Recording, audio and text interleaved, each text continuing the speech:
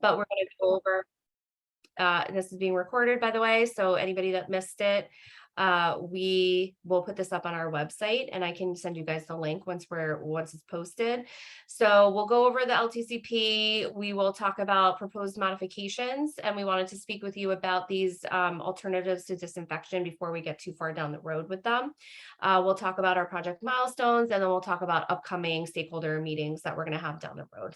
So I think, and I don't believe Keith was able to get in. So Pinar, if you wouldn't mind jumping in with the overview. All right. Okay. Good evening, everyone. Thanks for joining us on a Monday evening. So I'm going to kick it off just to give you a brief overview where we left off. This effort has been going on for some years now, and recap everything. What we have done and how we are proposing to proceed in the upcoming months. So the LTCP, the long-term control plan overview, we submitted our supplemental Elk Creek CSO long-term control plan in May 2015. Has been a while. DEC had approved that particular supplemental on March 2017. And they required, our state regulator required for us to construct a chlorination and dechlorination facility. So if you remember, that effort was not much well received by the community, this option of chlor-dechlor. But regardless, we initiated the design of this disinfection facility in September 2018. And then a year later after that or so, we submitted a proposal to pose this particular design and instead explore other alternatives that may be more nature friendly and that have more community benefits as opposed to the disinfection proposal that we had done. There are multiple reasons why we had submitted the pause for that design. One was where we are proposing that disinfection was on Deaton Parkland. So there are some issues for particular parkland impact, but also we have heard from the community that this particular proposal having the disinfection may not be the best for the receiving water body because there's a lot of wetland restoration efforts that we implemented over the years. And instead the community asked us, can you look at some other alternative technologies that would provide similar or better water quality benefits in this particular watershed as a whole. So with that being said, we said, okay, let us go back to the drawing board and look at what those other alternatives could look like. So we came up with potential 4 different technologies. I think this is the last time that we had met with you on this alternative technology path. So the first one was, what could constitute for that alternative technology? We said maybe looking at understanding this microbial contamination and if there are any other sources of the pollution, particularly for pathogens, besides the CSO overflows alone. So we have done through a significant effort on this one, working with USGS, and we are going to be sharing some additional information on that. Right. Then we have looked at the illicit discharge detection and elimination program. We added some additional sites. Our crews, led by Jorge, who may be on the call today, had this extensive analysis of are there any other illicits coming to this water body that may be really impacting the water quality. So that was a significant effort, and we have some results from that effort. And then the last but not the least, John is here. What about these tidal wetland restorations? Can we really utilize these nature-based solutions, which are proven to be the case in Chesapeake Bay, that which many of you may know in terms of nitrogen reduction? We said, can we apply a similar approach and utilize these nature-based approaches in terms of pathogen reduction to provide this particular water quality benefits for the creek instead of doing the disinfection? So So that's where we left off, but today we are going to really dive deep into these, what we have done, which ones are indeed worthwhile to proceed with, and what additional proposals that we came up with since the time that we had spoken to you. However, I think Keith just joined, so I don't want to steal his thunder. Keith, do you want to pick it up, or you want me to keep going? Thank you, Pinar. Sure, I lost track where we are. All right. Thank you. Yay. So work from 2019 to present. So we promised DC a bunch of different pilot studies and just studies in general. So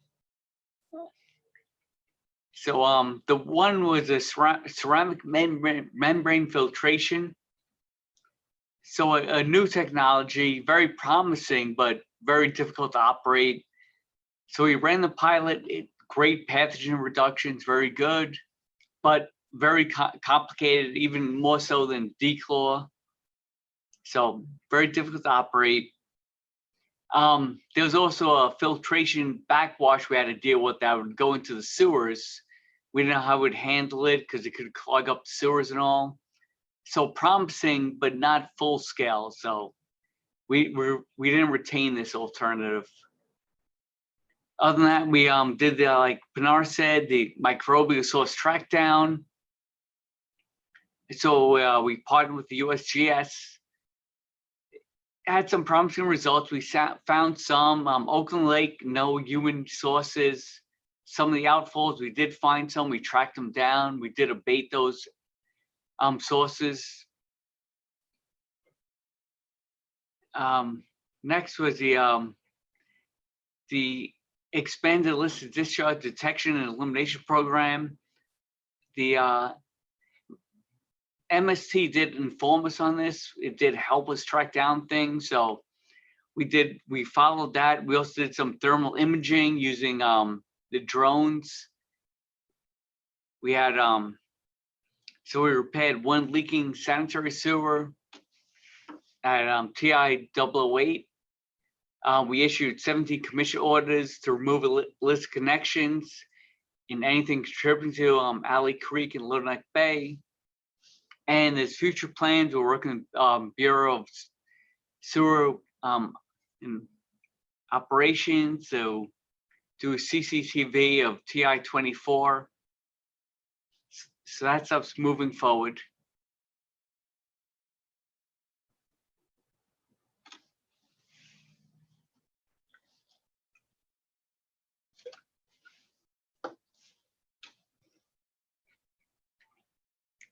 So to date, so we sent a modification request to DEC on April 14, 2022.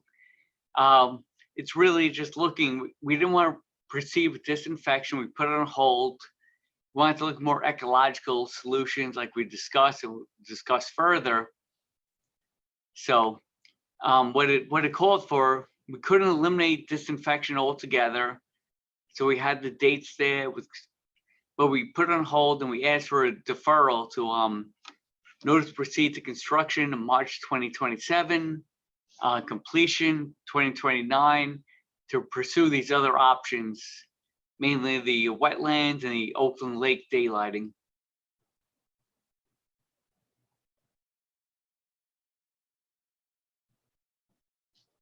And gets into it again. So again, looking forward more ecological solution rather than disinfection. We think it may be detrimental to the ecological system there. So we're looking at the Oakland Ravine daylighting and stormwater diversion. And again, the nature-based solutions with the wetlands, more of the serpentine wetlands, looking for bacterial reductions, along with other nutrients.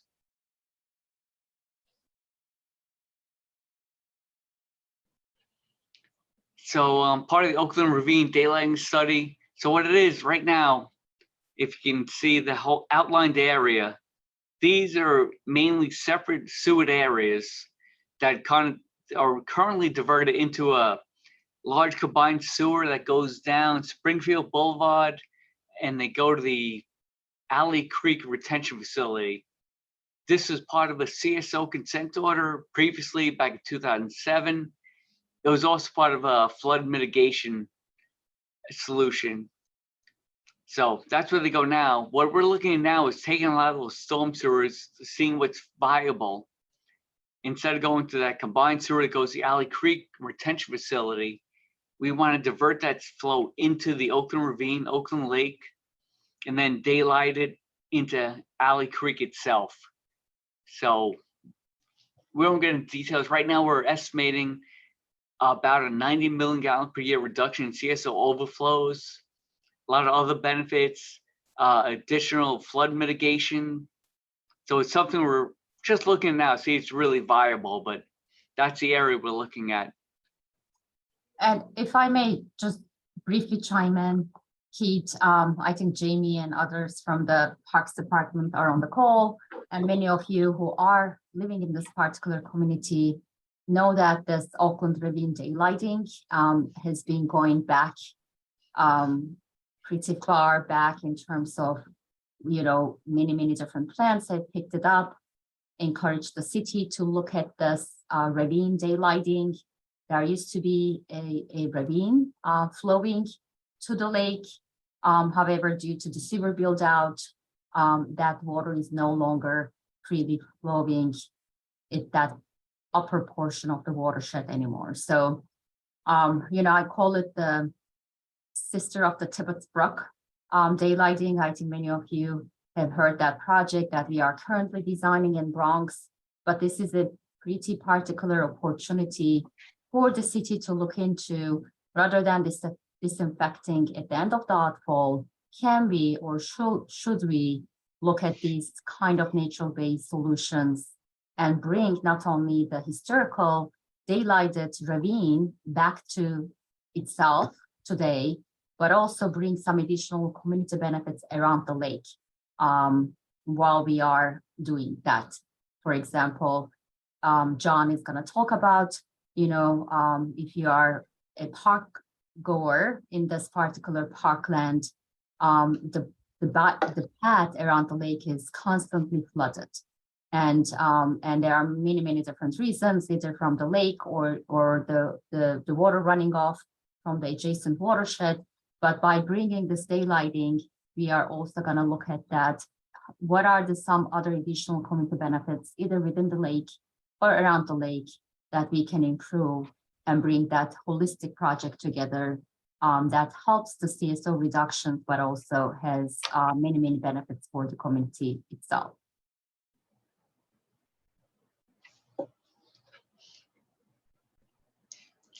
Thanks, Pinar. So again, Pinar brought up some of these kind of the goals.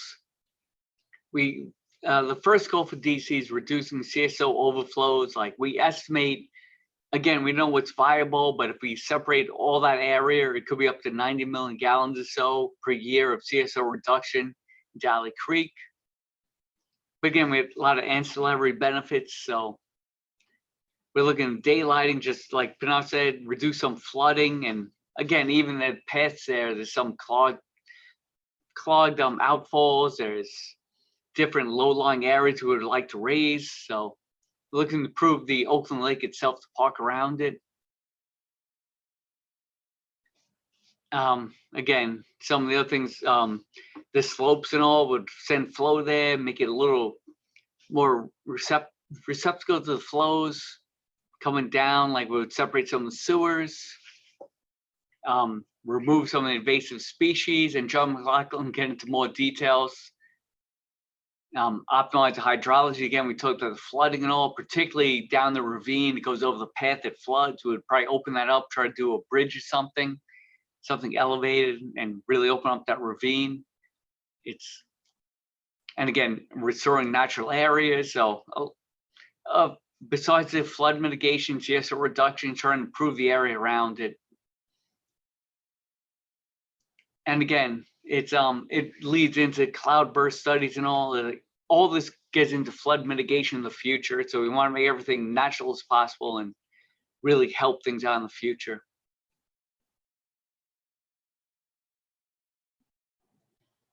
These are some of the planning areas we have. We tried to separate these into what we think is viable. Area 1 is probably the most viable. There's already a stub in the sewer system. We can open it up and send it right to ravine. We just need to open up the ravine. But we broke into areas. So every area we're going to evaluate all together too and see how much we can get. Again, like I mentioned, if we can get all the areas, it's over 90 million gallons per year reduction in CSO. But any area we get is a benefit. So what's most cost effective is what we're looking for. So in terms of our timeline, we started the feasibility study. We just submitted to DC November. And we started December 1st, 2022, and we have the study due to them by December 2024.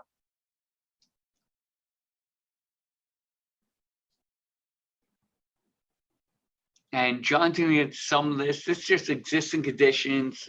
Future meetings, we're going to provide more information. But these are some of the key areas, 1, 2, and 3. 1 is some of the pathway conditions on low-lying area. Number 2 is the outflow structure, which we may need to modify along the outflow sewer that goes to Alley Creek. We have number 3, site drainage, another key area.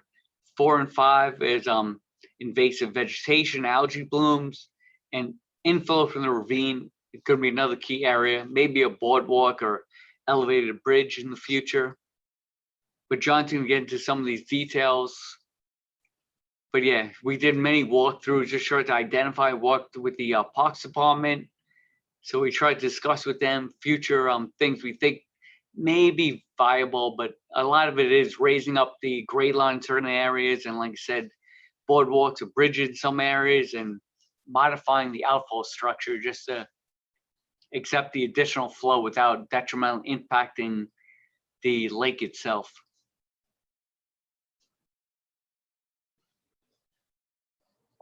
All right, thanks, Keith. I think I take it from here. Thanks, or- John. Yeah, thanks. Yeah, I no, you heard Pinar. No, I'm John McLaughlin from DEP. You heard Pinar and Keith talk about, the high points of the project. This is just going to focus, primarily around the lake itself, as Keith mentioned. We did do several site visits with Parks to identify issues that that Parks has with with the path around the lake itself. The outlet discharge. So we did have several meetings with them to go over exactly how we can improve many of these things. Tara, if you go to the next slide. Oh, I think I may have jumped one. All right, well, it's just the pathway. No, the pathway, as Keith mentioned, the area closest to Cloverdale Boulevard is on the dry side, but it does have, there are some tree roots that are breaking the asphalt pavement that, that will need to be, addressed without, we're going way too fast on the slides. Sorry, hold on. Let's see if I can go back. Okay, there we go. Okay. We'll go back. Yeah, up, now we'll go forward. Okay. Okay, all right, let's stay there. All right, so no, I stay there. Okay, all right, as I mentioned, the tree roots along the path in some sections have broken the surface. So we'll look at ways to smooth that out while totally recognizing not to damage any tree roots, working with Parks to figure out the best way to do that. The other site too, this is the outlet structure from the lake. I don't probably have to tell folks on this call, the lake does have an algae problem. And in fact, you can look on this image on the right that someone has cut the bottom of the rails to at least allow the algae to get through the metal rails and fall on the grading, so at least the lake can drain. But that's not that's not the most ideal way to address this. This structure would be rebuilt, there would be an easier way to remove any algae, even though the project is going to reduce the overall algae in the lake, or that's the hope. I don't think it will eliminate it entirely, but the new structure would certainly make it easier to remove the algae, so it's not this aesthetic issue, blocking the flow from the lake, and just having on a hot summer day, that algae can be kind of ripe, so it's not a good park experience. So the sooner and the quicker that the algae can be removed, it's an overall better park experience. Go to the next slide. All right, then also, you heard, Bernard mention, and Keith, the path does flood for a variety of reasons. There's in this case, this is the seepage from the side slopes along Springfield Boulevard, and to a lesser extent, say along the Queensborough Community College side. Parks has in the past, tried to do a fix to keep the water from going, over the path. So it would go under the path and then discharge to the lake.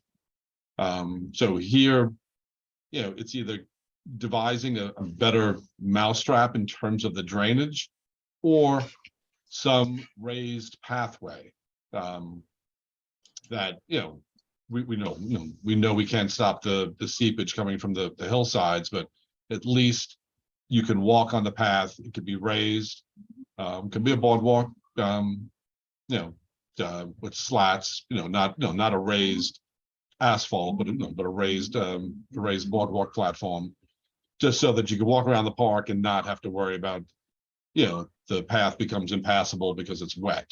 And also in areas where it's feasible, remove the invasive vegetation that's along that edge, and make that edge a little more natural looking with native plants, and cutting back on some of the higher vegetation there. And it could include more of those stones that you see on the edge there to give it a more natural look, and not wouldn't be a concrete wall or any other type of structure, but more with those boulders that would give a more realistic look, a more natural look. Next slide. And again, anyone who's been out there, knows the lake does have an algae problem, both in the lake and this other image is up the ravine. The goal of the project, in addition to the plantings around the lake that will help remove nutrients, and help reduce nitrogen and phosphorus in the water column to kind of limit the algal blooms. In the ravine itself, there will be pocket wetlands and other features that would attenuate the flow coming, the groundwater flow coming in, and to remove some of those nutrients before they make it to the lake. We were out there one visit this past summer, and I do recall that as you got to the head end of the lake, where 4 is, you couldn't walk across that path because there was always water flowing across it. But we were out there, I guess, before the fall rains started, and actually the path was not as bad as I once remembered. But then on our last site visit, it was back to where I remembered, where there was a pretty good flow across the path, where Parks now has, I believe, some wooden planks that go across the path, so you don't get your feet wet. But this woman have a more potentially a more substantial raised platform, and dare I say some type of bridge that may go across, a more natural looking bridge that could go across that. So the flow, you could still walk across the path in all conditions, that wouldn't be an issue. Next. Oh, I thought there was one more about the ravine, but anyway, we'll skip that. All right, this is across the Northern Boulevard, where the Alley Creek CSO tank is, on that side of the creek, just near the golf center. The upper part of the picture is where the golf center is. This is a project, it was a specifically designed wetland that has these, primary, secondary, and tertiary channels.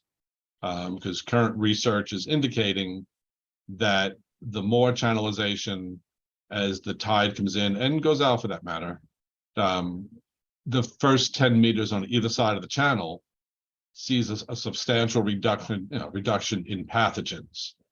And it's not totally understood the mechanisms, but generally it has to do with its UV degradation as the bacteria get caught on the leaf blades of the Spartina. Two, it's as the tide's coming in, it's the soil microbes that are getting it, and then it's also desiccation as it also lands on top of the the Spartina leaf blades. So this wetland with those multi-channels, I mean, in the past, we typically build at least our wetlands with one main channel because you wanted to maximize the low marsh coverage.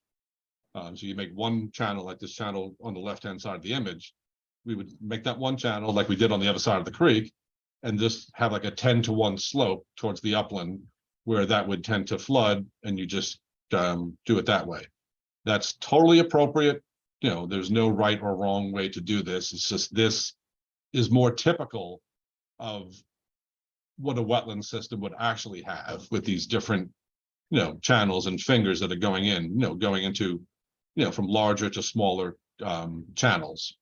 So it was just trying to recreate what we would normally see. So we designed this, and the wetland was completed in July of 2019. It is the first, to our knowledge, of the first large-scale application of designing a tidal wetland system with sinuous creeks and varying size channels, specifically designed to optimize water quality benefits. And on top of this, you see those image of the sensors. We ultimately will have 4 sensors in place. The red dots represent grab samples for soil. The green dots represent grab samples for water quality. And that those 3 green dots are the 10 meters up the channel. And the blue square is there's currently 2 sensors in place, 2 and 4, that are having real-time monitoring that measure water quality parameters is pH, salinity, DO, cyanobacteria, blue-green algae. I mentioned DO, TSS, pH, so and various things we can measure in real time. As a tide's coming in, we can see what happens. During this CSO event. There's one of the sensors that are on one module that's on the sensors. It's something called the optical brightener, and it hasn't really been used in this application, but we're hoping that it can give us some valuable information. Optical brighteners are typically found in laundry detergent, pretty much every laundry detergent. So if there's a hit of an optical brightener, we can safely assume there was some CSO occurrence. And again, the strength of the optical brightener will tell us just how strong that event was. And all this work is being, we have a contract in place with the Science and Resiliency Institute at Jamaica Bay, and other researchers at Brooklyn and Queens colleges. They're the ones who will be out there collecting this data, analyzing it, interpreting it, and the study goes on for, I believe it's 3 years.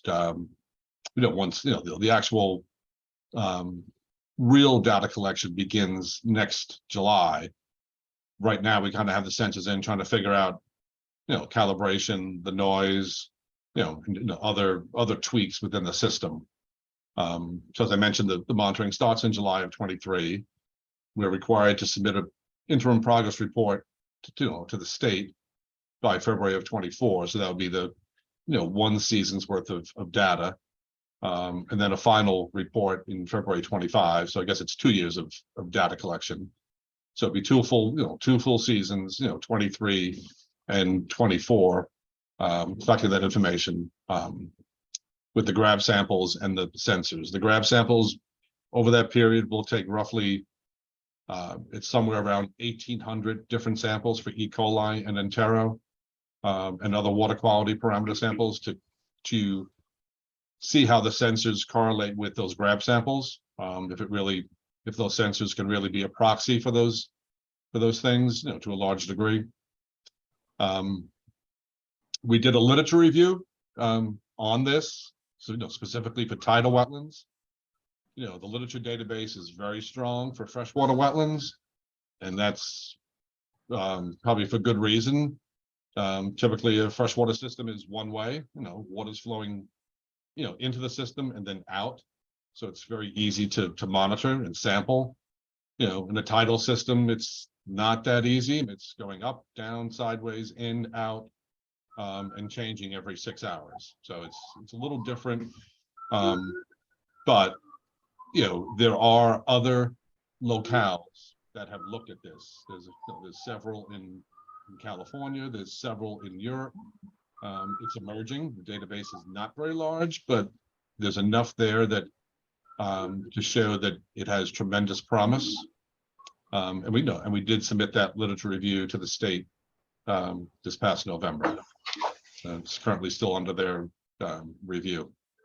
But we think this has tremendous potential. And that image in the middle of the picture there is just that's one of the sensors. You can see it's gonna be hard to see, but up on the top part of the picture that's where all the modules are. I believe each sensor has about 9 different modules, like for pH, temperature, salinity, the blue-green algae, and all those different things. So it's all being recorded, goes to a dashboard, then we can see it in real time. Next slide. So with all that, with the literature review, the data we're collecting from the current work, and any other work that others may do, going forward, the idea is to take this and expand upon it, and do additional wetlands with the same design features. You want multiple channels, shallow, and slowing the velocity down to enhance those water quality benefits. So this is an image. It's north of the LIRR tracks. That IM is simply intertidal marsh, and that was the 1974 footprint of the marsh. And the goal, or not the goal, but hopeful that we could just do and design another system up in there with the same features of the multi-channels and for improved water quality. And Parks does have I believe a small project in this area, so for wetland and restoration. So this would certainly be beneficial to them and in line with what they have for the area to restore the marsh back to the 74 footprint, or at least the 74 footprint. We can go bigger, but certainly that's 74 is the minimum that we'd like to see. So all that would, like I said, be informed by the current work we're doing, literature review.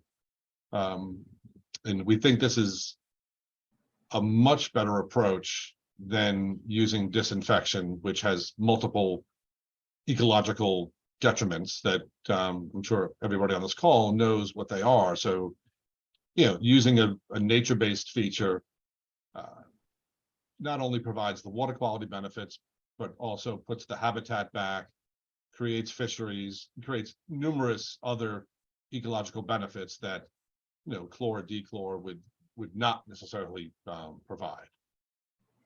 So that with that, we hope to, by November of 2024, create the basis of design for this area to recreate those wetlands with with the multi-channel approach. And I think that's it, Keith or Tara.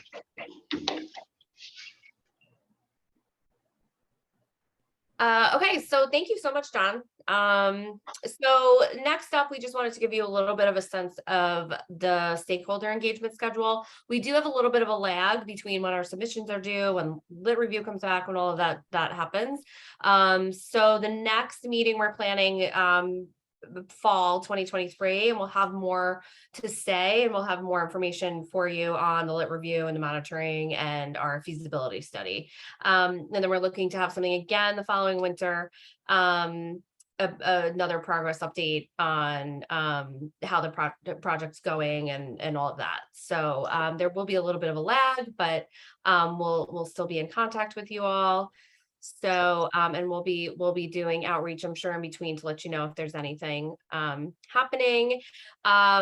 If anybody wants to submit comments, feedback, questions, you probably all have used it before, but I'm in possession now of the LTCP email. So if you want to email ltcp@dep.nyc.gov, I will get those emails.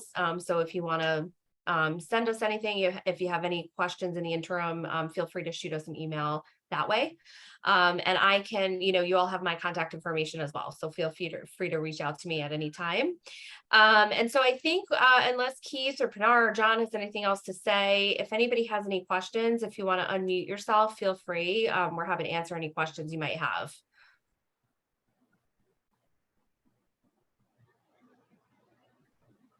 I think you should be able to unmute yourself. Hi, Tom McGlinchey.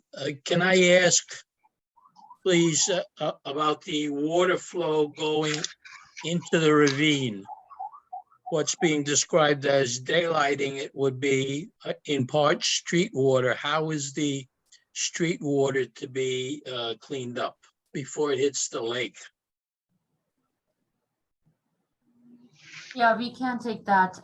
Maybe John can describe it better than I do, but it is gonna be through the ravine itself. We are gonna be building some wetland filtration practices that acts like a natural absorbent of the stormwater coming into the ravine. We don't have those cross sections detailed it out yet. But it is a pretty common waste management practice when the stormwater buried pipes are daylighted in the surface. It goes through that treatment train along the ravine before it reaches the final destination, which is the lake. Right, it's essentially a blue belt, so we're gonna have stilling wells and things like that to try to take out solids and things, but yeah, the runoff would go directly there, but yeah, we'll have treatment ponds and all along the way. Yeah, and Tom, I could say it's twofold. One, there's groundwater discharge that's probably the larger piece that's coming in there. And right now that kind of, even though we walk the ravine, it's so diffuse of how it comes in. There's no like one central point where where it all enters the ravine. But there would be right now it kind of just flows, pretty quickly from once it's broken the surface, then it heads towards the lake. We would now then enhance the bottom of the ravine to have these pocket wetlands where it could, I don't want to say store the water because that's really the wrong word, but a stilling basin where it can kind of at least sit for a bit, vegetation can act upon it and remove that. And then any stormwater that's coming in from the sides would come down the top of the ravine, and they would come down through vegetated channels and also seep through the soil on the ravine. So it wouldn't be a direct discharge.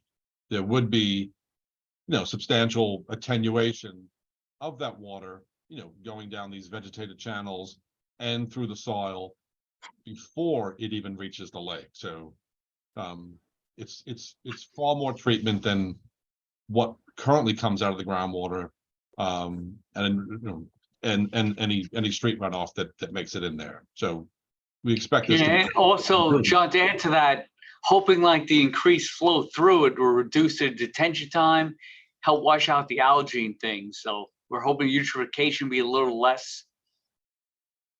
So we think there'll be a lot of benefits, but So no street oils, no additional nitrogen, it'll get filtered out.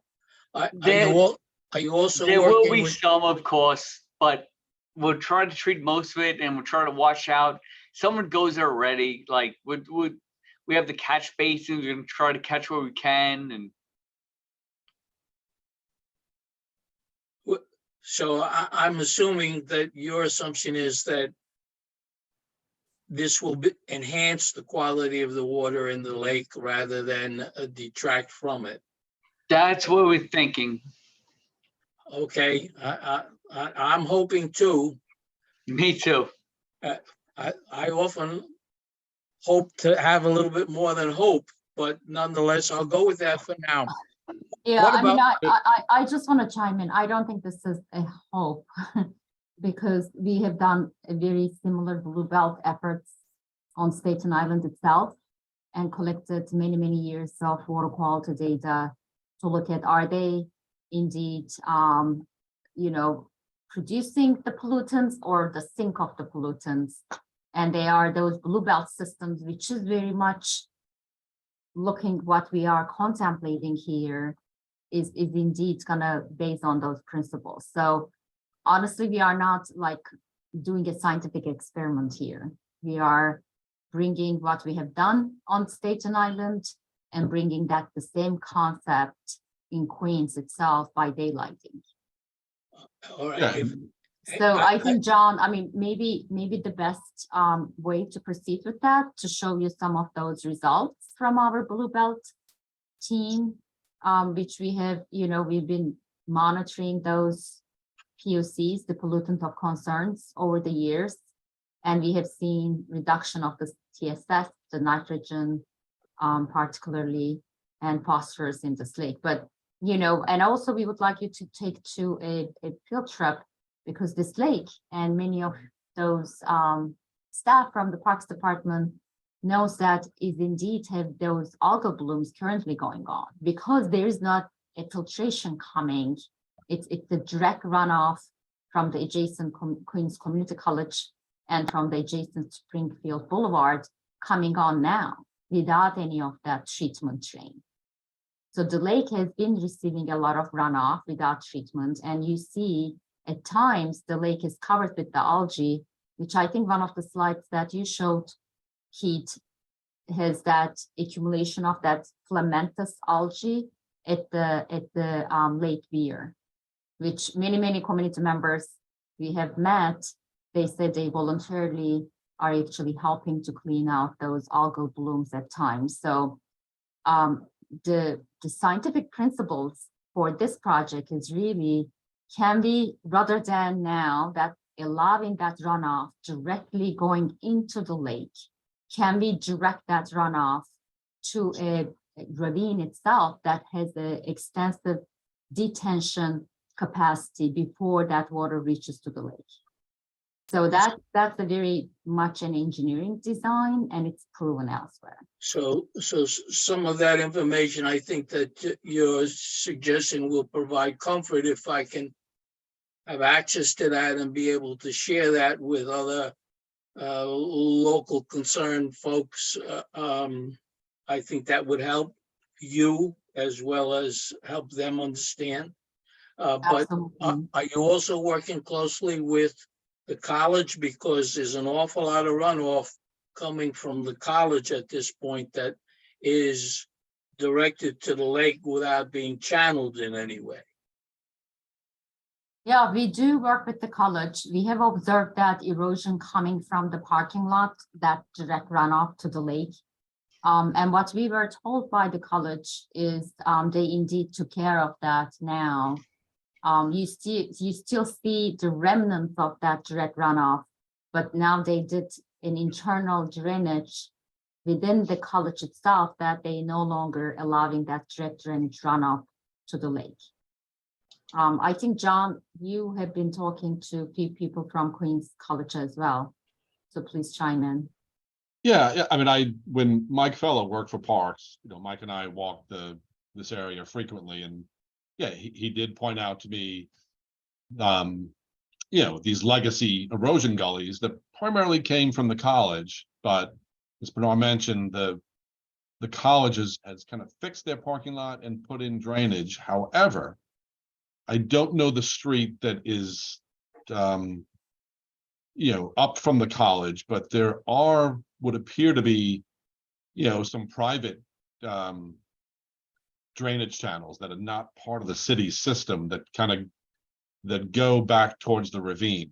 I don't know if that's when it was a private street once or a private community, but there are certain areas that do have potentially, they're small. They're not, they're not these very large drainage structures, but you do see these curb cuts on the home side, on the back of the ravine, that some water does get in there. Certainly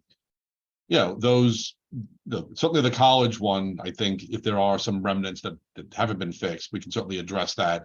And again, attenuate that flow, have a proper channel so it's not eroding, use vegetation, slow it down, terrace the system, whatever it may take to do that. And as Bernard mentioned, this isn't a scientific experiment. I mean, we clearly know that enhancing, wetlands within, a lake or any other freshwater system removes nutrients. And so it's not a hope. It's pretty much a given if if this is done right. Like the lake would have a new wetland shelf with plants going out into the water. Right. And I think, just to bring some relief to that concern, in the next public meeting, we could share some of our findings, both from our Blue Belt systems. And today, this morning, we had done a 3-hour workshop on our green infrastructure program monitoring efforts, which is indeed very promising, that we were like, wow, like even hydrocarbons are not accumulating because of, I think the plant material really taking them up and helping with those kind of even, the heavy metal type of POCs are not indeed impacting the water tested in our rain gardens, which had direct intake from the street adjacent to itself. So compared to this system, which we are going to be building that treatment train, as you all know, our rain gardens do take the direct hit from the street runoff, which carries all different kind of pollutants, but our R&D results were very promising. So what I would like to do, Tara, maybe we'll take that as an action item. We'll bring the water quality data from our Blue Belt team and couple it with the R&D data that we just received, research team on the green infrastructure, to show you how these natural-based systems are indeed helping with the water quality improvement. Thank you. Can I just pop over to the creek now? And John, you spoke mostly of a project that was north of the railroad tracks. Are there any plans to continue to enhance the area south of the railroad tracks, and then furthermore south of Northern Boulevard? Yeah, you mean on the apex side? Well, south of Northern Boulevard, yes, but in particular, that area that is just no more than Phragmites field that could perhaps be used as an enhanced way to provide for this the drainage into smaller, tiny creeklets, Oh yeah, no, certainly, we're open to looking at any opportunity. It gets a little trickier on that side as the freshwater enters. So, it's kind of a hybrid between, a tidal system and then a freshwater system. But the short answer is yes, we can certainly look at those areas as well. 'Cause, All right. we I do- know Jamie and Matt Simmons are both on the call, so I think they know of that big Phragmites field that I'm talking about that is east of the creek and south of Northern Boulevard, where the only way to work on that is basically from the, something that should float down the creek to be able to work from the creek eastward. I don't know if they have any thoughts about what they hope to see that is in the existing plans, the 2015 plans for improvement of the estuary area. Yeah, thanks, Tom. I'll chime in. This is Jamie Ong at New York City Parks. Thanks. I don't know if Pinar's still here, but thanks to her and John and Sarah and Keith too for presenting all of this. We are working, we're doing a design right now, actually adjacent to John's project, right next to the golf center. So that is one place that we are considering further restoration. But that is not the place that you're talking about, Tom, which is south of Northern Boulevard. And I actually have to look back at the plan and see what, if anything, is planned or suggested or recommended in that area. I don't remember off the top of my head, but that's not something that we are focusing on in the immediate term. Thanks. Sure. I guess since I have the floor, I have a couple of clarifying questions for John. I was wondering, you had mentioned when you're talking about the project near the golf center that there was improvement 10 meters on either side of the creeks,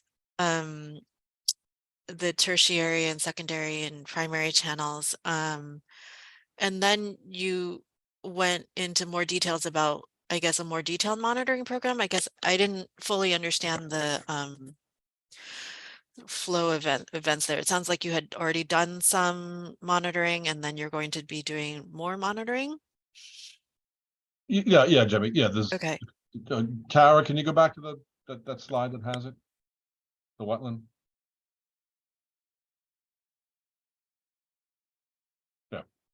Yeah, ultimately there'll be 4 sensors installed. Currently, there's only 2 because I see. 2 are a lot easier to calibrate than 4 and figure out the noise. So when I say we've collected data, we're looking at what the sensors are sending back. And sometimes there's anomalies because either it lost the connection to the internet or we don't have the sensor deep enough in the channel. So, this period we're doing now is not really data collecting, it's data, it's the sensor calibration.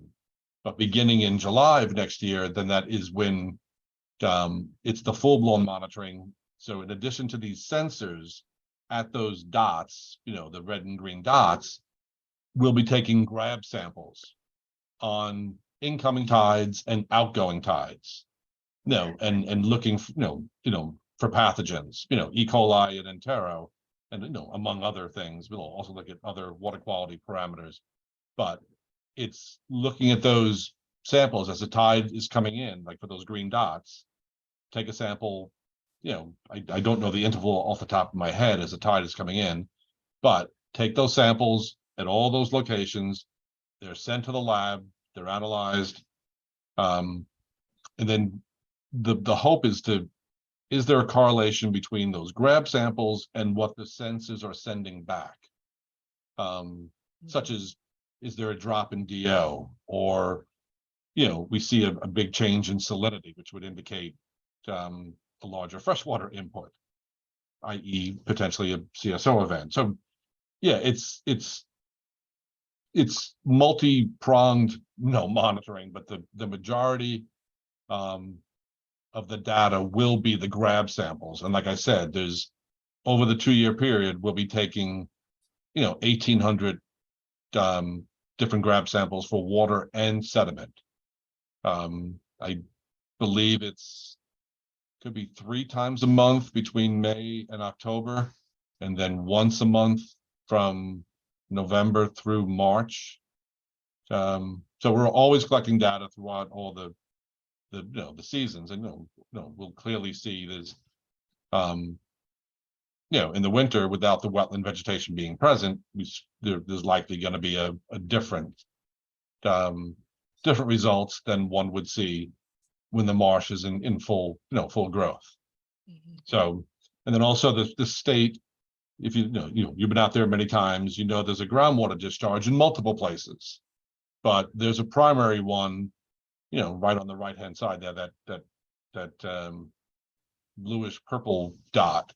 Will also grab, take samples from that. Is the groundwater also contributing to pathogen inputs? So that will be helpful. And then having the sensor in the main channel, like that will tell us the load that came in to the channel, into the wetland system. And then it hits sensor 2, 3, and 4. And using Tom's word, this is a little more of a hope, but it is all based in science. So it's not like we're just picking something out of thin air, but others have done this and shown results. So we're confident that we can see similar results, but one would expect there would be higher concentrations at sensor 1 and a lower concentration of bacteria at sensor 4, because it's gone through the system for treatment. Right. Thanks. That's really helpful. Sure. One follow-up then, and probably you don't have the data to answer this question yet, but my question is, in terms of the bacteria reductions, do you have any sense of the scale and whether or not it would be effective on the same level as, for example, disinfection? I know that's a hard question to answer. It's not apples to apples, but Yeah, that's more like a watermelon to a grape. Yeah, I don't know that, Jamie, but I can say, it's another project we're also looking at for pathogen reduction and that's using rib mussels. Mhm. Now, we're not proposing that here, but the wetland system will naturally colonize with rib mussels, so it's only going to enhance that ability. But for the past 3 years, we've been working with Stony Brook and Cornell. Started with rib mussels in a beaker. You're subject to some pathogens. You measure it after a certain amount of time, and we progressed from the beaker up to this past summer a flow-through system where we, to the best of our ability, recreated Bergen Basin in a tank, and simply pass the mussels, the flow through the mussels, a one pass through. So it's more realistic that they would see instead of in a beaker where potentially it could be filtering multiple times. And then adding impulses of bacteria to that and see what we got. And I can say on the rib mussel side, reduction was, somewhere in the 60 to 80% range. So it was kind of high. So I don't want to say we'll see similar results here, but in combination with when the rib mussels colonize the site, which I wouldn't be surprised if they're already there now, although I did read something the other day that it takes about 3 years. So we're just about at the 3-year mark when the wetland was installed. So yeah, we'll find out. But I can tell you, it will certainly it won't have the detrimental effects of chlorination. Sure. That I can definitely say. Great, thanks.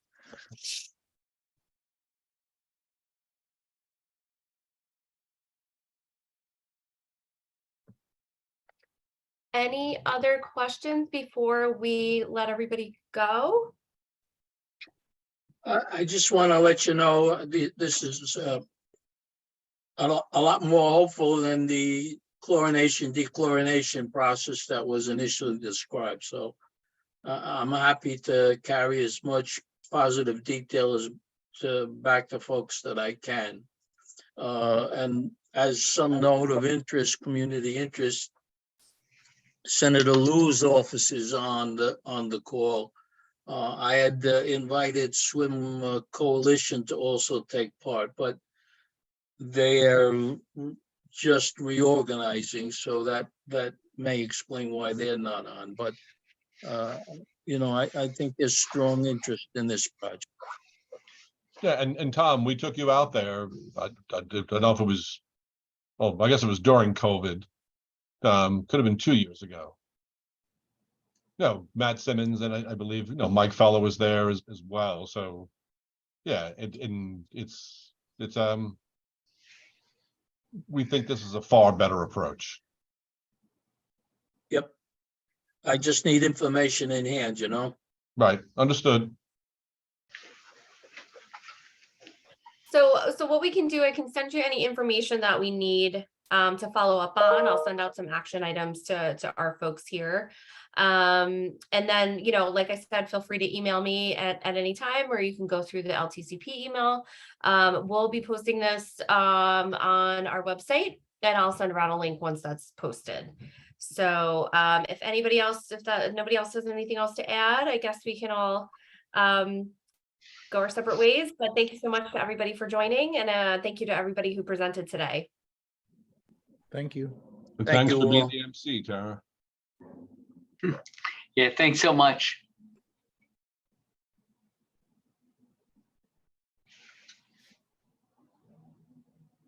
Okay, have a good night. Good night, everybody. Take care, everyone. Have a great night. Good night.